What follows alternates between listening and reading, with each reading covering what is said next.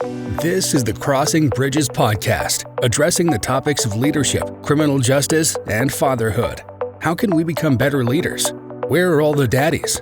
Why is crime at an all-time high? Here is your host, Bayonle Arashi.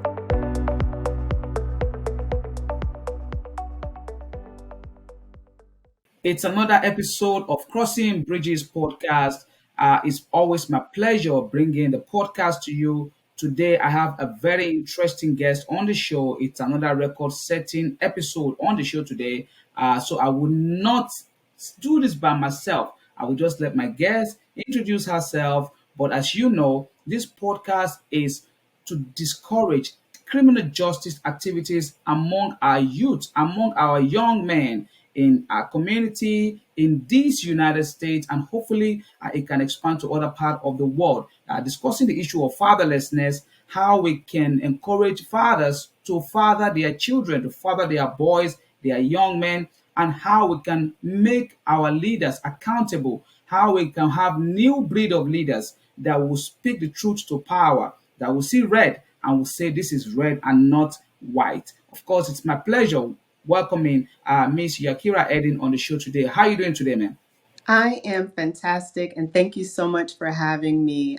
I look forward to jumping right into this discussion. I am excited about it as well. So please kindly go ahead. I know that you fit perfectly to discuss these issues that this podcast is all about. In our pre-meeting before this episode and how we met, it takes only someone that is dedicated, that is someone that add value, someone that looking for solution, someone that is willing to add their own part to the world to be able to find ourselves the way we found ourselves, because only people that are really, really making meaning are actually gathered there. So please go ahead and introduce yourself. Sure. So, like you said, my name is YakiraEden. My full name is Precious Yakira-Eden Stepney.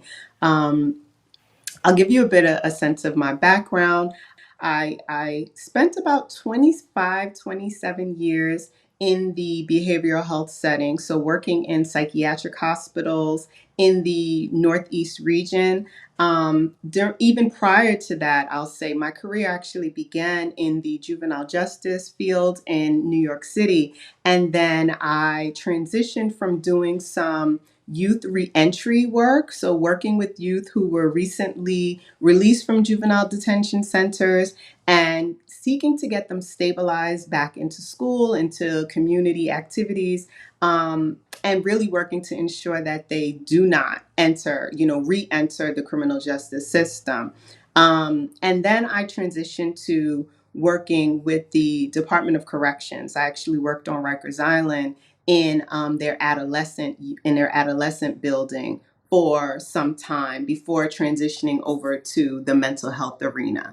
I'm really excited to be here, not only to talk about criminal justice, but also to talk about a book that I recently published that explores the scriptural precepts that helps us to overcome 7 mental ailments. And the name of that book is Scriptural Guide to Overcoming 7 Mental Ailments. So we're gonna approach this theme from many different directions. I look forward to the discussion.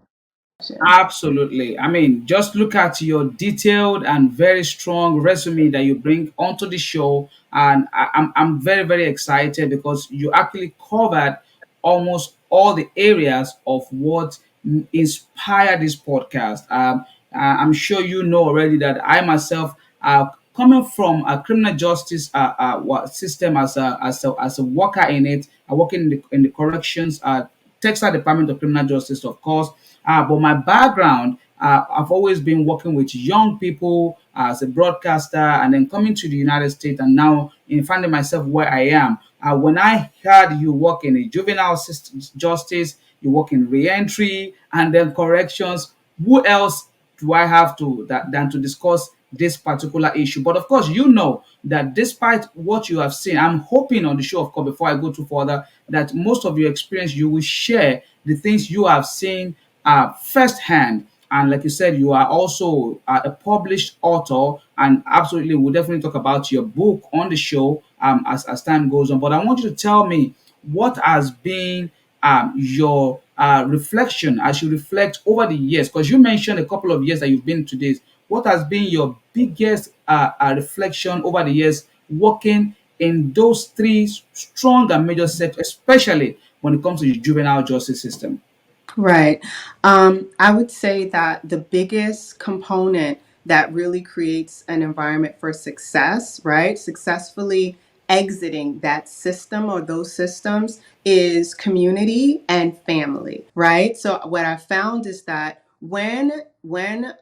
an individual, any individual experiencing challenges, which we all do throughout our lives, when we have a strong foundation and commitment to how we do things or what we are charged to do as a family, as a community, as a culture, even that becomes the cultural imperative. That is oftentimes the thing that can pull someone out, even when they recognize, okay, I made a wrong turn. I made a mistake. I made a poor choice. Whatever level of acknowledgement there needs to be, often what pulls you back is what you're tethered to. So what I find is that when we're tethered to community and culture, when we have a cultural imperative, we're able to say, I know better. Sometimes it's as simple as I know better. Also being a reflection, like as leaders, you working in corrections and using your platform to say, hey, there's a better way of living. Me, when I did, the last thing I would say I did as an employee, right, like a W-2 employee, was actually I was the CEO of a psychiatric hospital for a few years before I made a complete life transition. And my entire trajectory up until that point was really setting the tone for modeling what it looks like for a melanin dominant person to be in this arena of mental health care, of even criminal justice when that was the arena, and still remaining true to who I knew I was, or even evolved into being. And empowering others to really be honest about how we can support one another and contribute to one another's success. Hmm. Well, that's a very interesting one. And since you mentioned that, you said something at the beginning of your comment that two things you think has really been a major contributor to your reflection: community and family. So this is going to be my next question for you. And again, because you are experienced in this area, what role do you think lack of fathers play in, especially I'm going to look at it from the one that is the worst right now when it comes to juvenile justice system, because that's where it starts from. And I'm going to say this real quick. One of the reasons why I chose to start this podcast was because over the years working as a correctional officer, I tried to be a different correctional officer. I tried to see, okay, some of these guys that are here, how can I help them to make sure that when they leave, they don't come back. But believe it or not, I did study that there was a pattern that many of them. I mean, I think if I'm going to use 1 to 10 parameters, about 9 out of 10 does not get it until they at least have 1 or 2, 3 times coming back and forth to the system before they realize that what am I doing. I also observe that most of them they get to almost the age of 40, in their 40s, before they start realizing this. So again, I drift further that what could be the issue. So I'm like, okay, I think these guys that are in here might not listen. So I choose to start a podcast. Like, hopefully, some people out there, before they come in, we can catch them. We can let them know what is going on there. But looking at it from your own point of view, with all your experience, what do you think? What role do you think fathers play in contributing to the juvenile justice system? Let me put it from that like that. Yeah. So honestly, I can only speak from instruction and guidance and the foundation that my community is set upon, and that's Anu Life Global Ministries. And what we're taught is that one, there's a value in having patriarchy. So I know for so many, that is a bad word, but I'm going to say it is not. So patriarchy really, based on how my culture defines it, is one, um, there is a head, and the head truly is the Most High. And then under that, there is the man. And the man is number one, directly connected to the creator. And then he pours into the men, the junior men, and the women. So when you maintain that sort of infrastructure, if we're able to maintain that flow from our creator to our senior men, to the junior men, to the women and the children, um, that's how we keep that line, right? That's how we maintain family, and that's how we stay tethered to what we know to be true and righteous. Now, that lays out exactly what I think the value of the man is in the home. He must be there. So I can really speak to women. We're often tricked into thinking that if we, and I say we because I, for a lot of my career, I identified as the high achieving, highly educated, melanin dominant woman who the world says, if you have whatever, I won't even list the things because it's so not true. But if you have these things that the world says you should have, then you are a success and you don't need a man, not even to raise the children that you actually need a man to create. That is the biggest fallacy. I don't think that there is a bigger lie than that one. Um, we need both.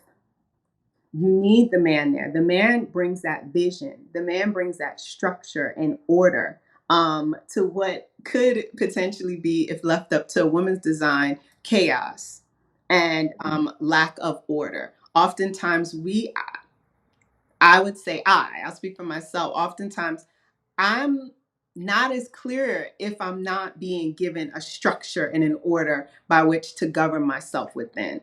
Um, and so I would say that ultimately the father is paramount.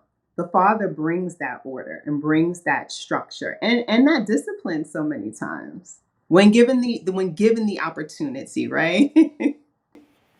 I mean, you just set a very deep I'm not going to call it trigger, but emotion in me, because it's somehow very I'm trying to find out what, but very interesting, very revealing, and I'm always very happy when I hear a woman actually just said what you said now in our community in America today, because this what you just said is what I think millions of our women needs to hear. I told you earlier that I was studying pattern of image and the rate of recidivism, right?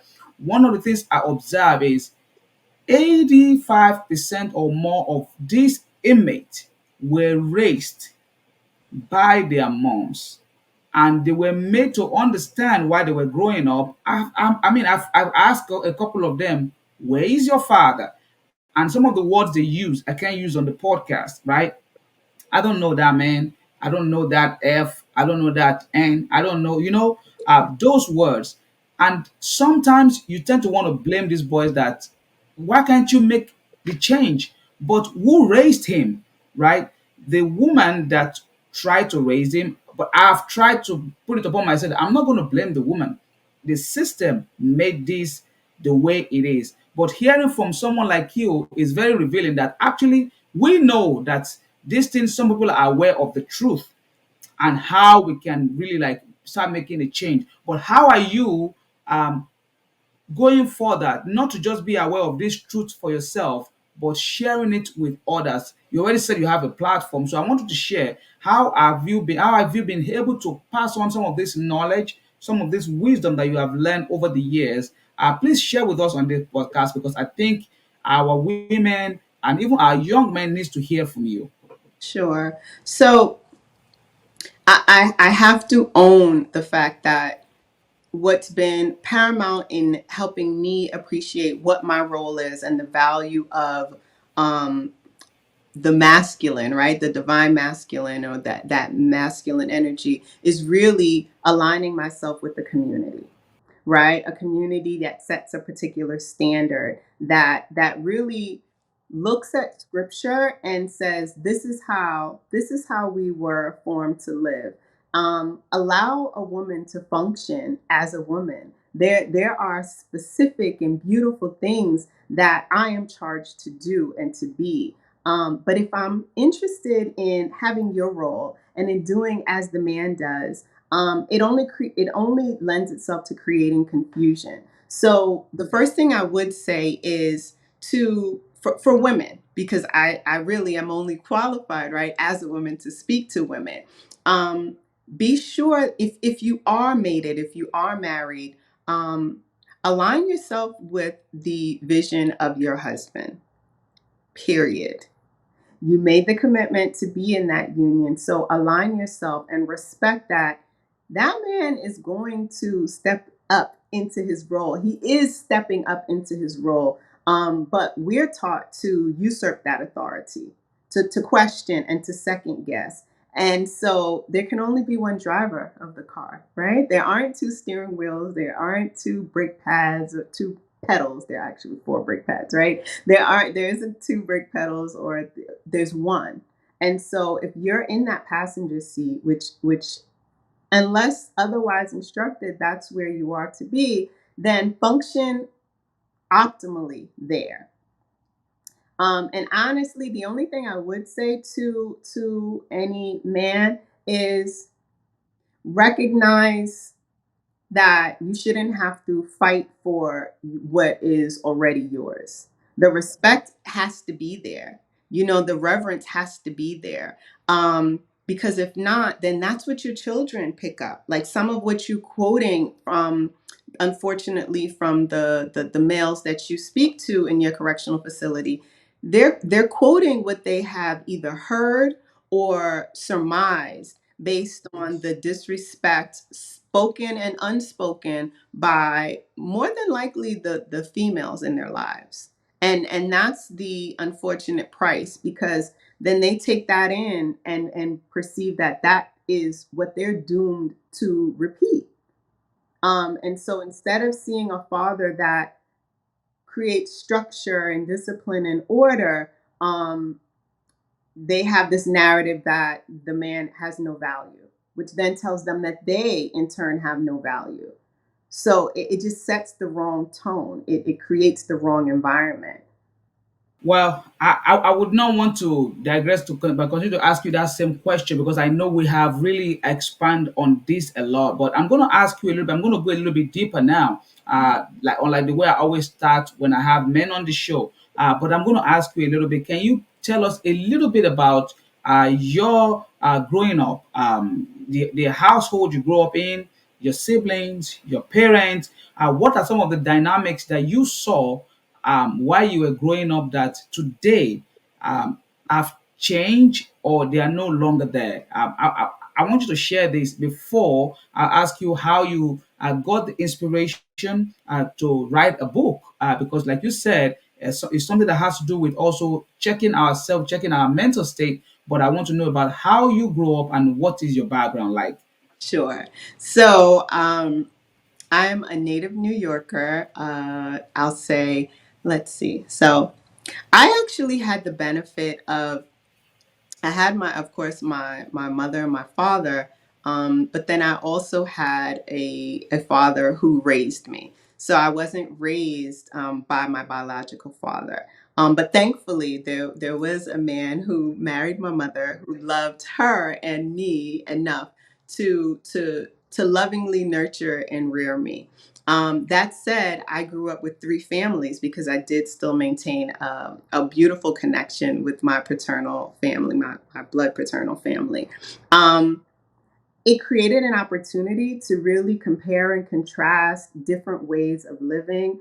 I grew up in the 70s, 80s, 90s, all the way through the 2000s. And it was a great opportunity to look at different approaches to life, and just kind of say, okay, you know what? I may not want this, but I do want these other things. And I would say that it helped me have a special appreciation for like looking at the people in my family, and we were predominantly women, so there were very few men in my family in total.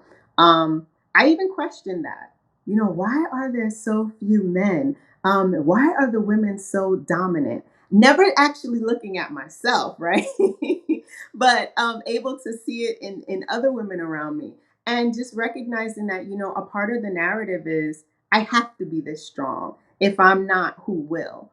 So never really taking a step back and trusting that if we are softer, more soft spoken, more sensitive to our role, that the men in our lives will also, stand more firm and be clearer about their role, right? And being that protector, that provider, that priest over the home. Um, I'll say the biggest change came for me, and it's connected to how I even got to the book, was having the opportunity to become a part of Honor Life Global Ministries. And in so doing, it became, I'll say actually, before even applying to be a member, I had a dialogue with the head of that community, Chief Yuya, and he said to me, some of what you're experiencing isn't your fault. We don't have community here in the West. And because we don't have community, we don't actually have a real sense of what it's like to be family with others. Everything is very individualistic, right? It's about my career and my success, and pull yourself up by your bootstraps because I got mine, so you better get yours. Everything is very me centric. And that's actually not the best cultural imperative, right? So we win when we as a collective each stand in our role and serve. So serving within the family means that everyone has a job and everyone has a role, because we're serving one collective mind and one collective vision and mission. And so that was a tipping point for me. That continues to be the tipping point for me, to just, proudly share there are communities out there, and there are, opportunities for us to redeem ourselves and to redefine what family is for ourselves, so that we as a collective can grow and prosper and really be examples of hope for others, because ultimately we all want the same things. We all Yes. want, yeah, we all want the At the same end of the things. day, it's a bigger goal. I'm very appreciative of you sharing a little bit about your family, about your background. Before I go to the four questions I always ask my guests on the show, I want you to tell us a little bit more about your book. You are a published author. That means, maybe you know this or not, you are probably one of the 1% of the entire world population that actually go beyond having a very interesting career, but going ahead, going further to be able to put down records, stories, and be able to say, okay, I want to share my experience with the world. I want to share what I have learned. So, what inspired you to be an author, and why write a book? And what's the name of your book? What do you hope to achieve with your book? Sure, thank you. So the inspiration for the book, it was sparked by a question. So within my community, if you're married, then your headship comes from, of course, your husband. I am not married or mated. And so within the community, there is something called a covering initiative. So every unmarried woman still has, like a big brother who checks in with her, makes sure that, that she is safe, and make sure that she has proper instruction and guidance about how to navigate her life. Um, during a conversation with my covering, I would say it was in the end of 2021. I was asked a question, and that question is, Uh, in what way are you going to level up? So one, that sets an expectation that we are never to just be static, right? There has to be, we're constantly striving and growing and expanding and just exploring the world as these humans, right? Um, and I said, well, I'm no longer a CEO at a psych hospital, right? Like I'm no longer doing that work. I'm doing consulting work. And one of the things that I was most passionate about for a long time, for many, many years, was exploring scripture. And not exploring scripture as a Christian because I don't identify as a Christian, but exploring scripture as a guide, as a tool, a set of instructions for a particular people, right? Um, and so that's something that I could spend hours doing and have. Um, but then the question was, okay, so what are you going to do with that? And I had no idea. And so my instructions were take what you're doing with scripture and connect it to mental health. You've worked in that field for over 25 years, make some connections there, and you're going to write a book. That was in the end of 2021. I had no idea. I had no idea how this would actually happen, but that was the charge put before me. So again, when I speak about there being a vision, right? So the man is that visionary, and then we, the woman, we're the tacticians. We're the ones who actually makes the thing happen, right? We figure out how it should happen. And so it took some time. It honestly, it took a lot of pushing past fear and angst and a lot of the things that I talk about in the book. So as I began to pull this book together, I was given a few themes. Explore the idea of loneliness, explore what scripture tells us about being set apart and being alone and what the value in that may be. You know, we're in a culture where we can be around 100 people in a room with 100 people or in a park where we're surrounded by other things and still feel alone in a negative sort of way. So in the book, I explore scriptural precepts as well as, well, scriptural precepts that touch on fear, angst, worry, loss, mental fog, loneliness, um, and just lack of self confidence. And what I did was take stories from scripture, take, people and situations that we celebrate often, right? Looking at David and acknowledging that, yes, we talk about David and Goliath, and we know that David was a fierce warrior, and we know that David is the father of Solomon, but we don't acknowledge how many times David was grieved, how many times he cried out to his creator, how many times he was even maybe perhaps depressed, even though I don't explore depression or any clinical diagnosis in my book. My priority was really acknowledging that there are things that we go through every day that we will never be clinically diagnosed for, because these are just a part of this human experience. That if we use the right tools, if we use scriptural precepts, if we use even certain stretches or yoga positions, or explore different exercises or even journal activities, we can be overcomers. We're charged to actually overcome. And so that's what I get into in the book. That's a very interesting one. So, what is the title of the book again? And what is it already out? Before I go ahead, what is the title of the book? Sure. So the title of the book is Scriptural Guide to Overcoming Seven Mental Ailments. I'll hold it up right here. Oh, And I'll excellent. also share with you. So it's Scriptural Guide to I Overcoming would Seven definitely love Mental to read and Ailments.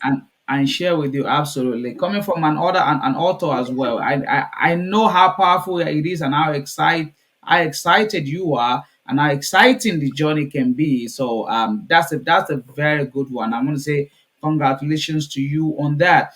Quickly before we go, I always learn from every of my guests that come on the show, and so far I have learned a lot from you. And I want to say thank you again for sharing your experience and sharing there was something you dropped at the beginning that really, really stayed with me.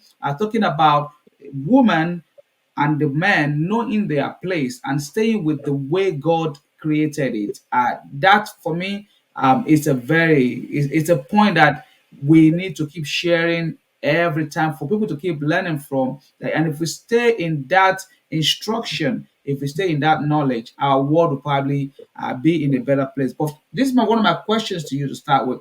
Do you think leaders are born or they are made? I think that's a fantastic question. Um, I actually think that it depends on the person. Yeah, so there are some leaders who they are born that way. As a mother of two, I think any parent can acknowledge whether you have one child or 15. Um, each child comes with their own special gifts and talents and abilities immediately. And the more children you have, I only have two, but I know the more I can imagine the more children you have, the more you begin to innately recognize those things. So some are natural born leaders. Now, that doesn't mean that there are others who leadership skills cannot be nurtured and cultivated into. So I do think that it is both.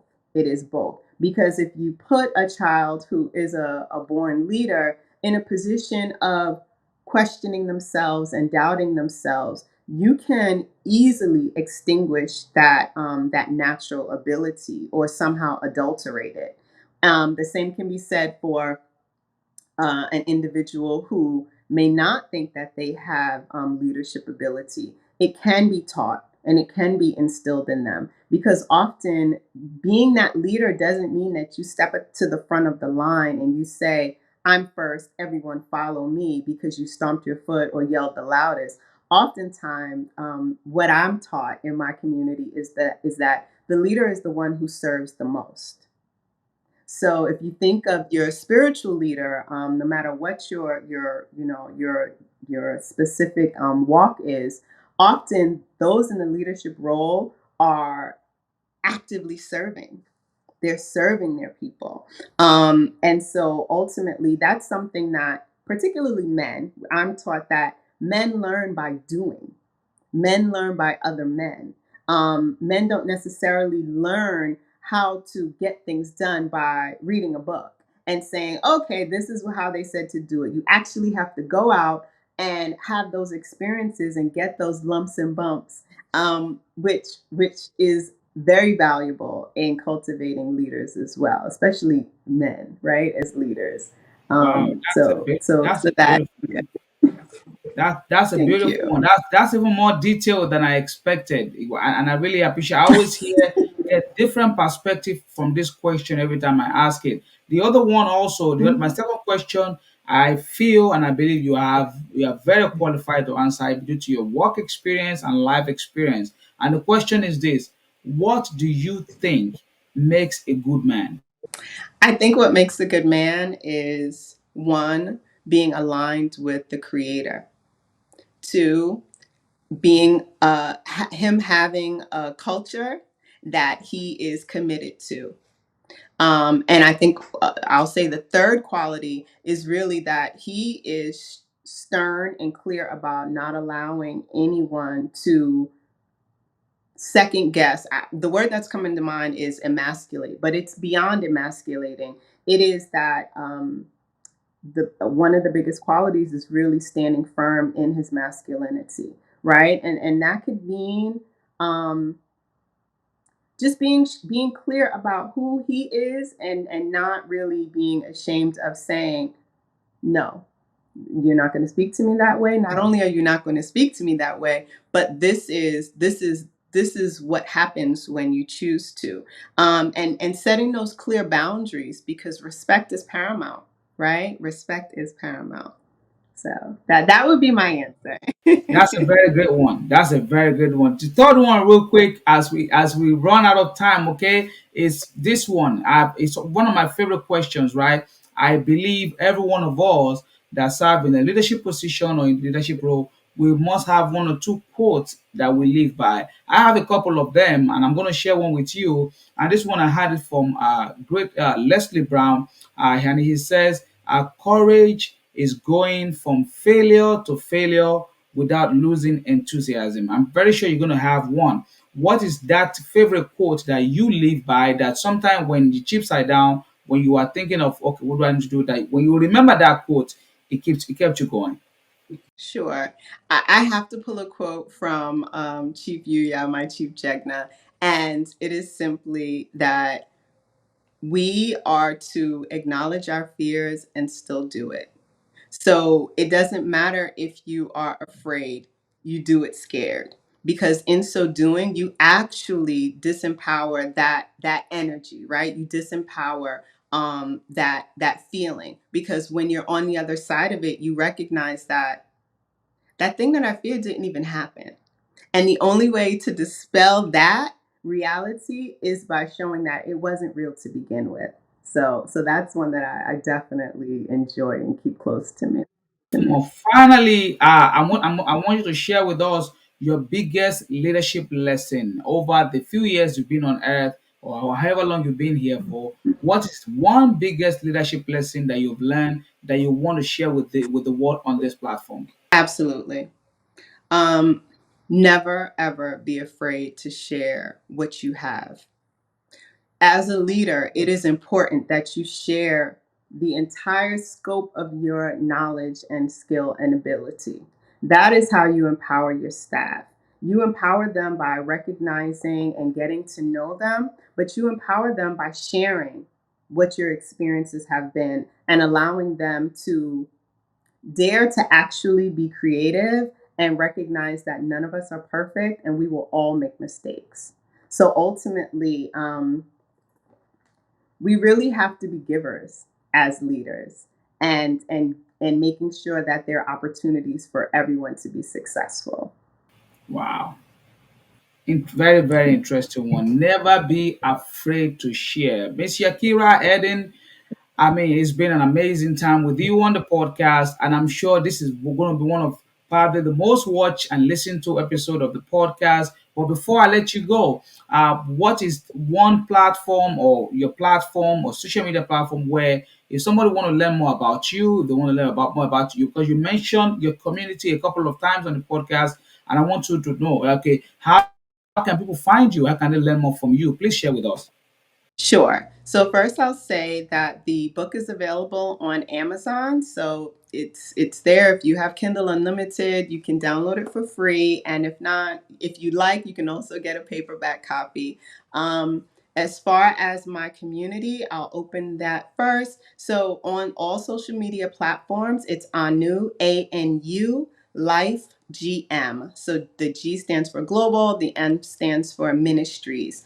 Also, if you go to anulifeglobal.org, that is the website where you can find out more information about becoming a part of our community and being sponsored by someone like myself who'll just help you get oriented to what we are and who we are. Also, for myself, Yakira Eden, I actually offer yoga and different educational experiences on YouTube, and that is Alpha Woman Now with Yakira Eden. On social media, you can just look for Yakira Eden, YakiraEden. That's it. Yeah, Where you hear it all there. I'm gonna make sure as soon as much as possible, all this information is available on the screen. If you're watching these on the YouTube on our YouTube platform, if you're listening on all podcast streaming platform, you can simply watch this by just typing "Crossing Bridges Podcast" on YouTube, and you can find the link in case you are not able to listen or write down all those links as she mentioned. But I want to say thank you very much for coming on the podcast, Miss Yakira. It's been my pleasure having you on the podcast, guys. You listen to it all there. I mean, we could have explored more and more information, but I hope that based on the little that she offered today, you have one or two takeaway. She said something that I want all of us to take quote on: your choices. Mind your choices. The choices that you make will and will shape your life. make right choices at all times. Do things that when people ask you, why did you do that, you will be able to defend it. And that will be my parting shot on this episode of the podcast. My name is Bayonle Arashi. It's been my pleasure bringing the episode to you. I'm always rooting for you, like I always say. Have a great one. See you next time. Bye-bye now. Thank you for listening to the Crossing Bridges podcast with Bayonle Arashi. Your comments, suggestions, and ideas are welcomed. Follow Bayonle on all social media platforms at Bayonle Arashi or visit www.bayonlearashi.com for coaching and speaking engagements. See you next time.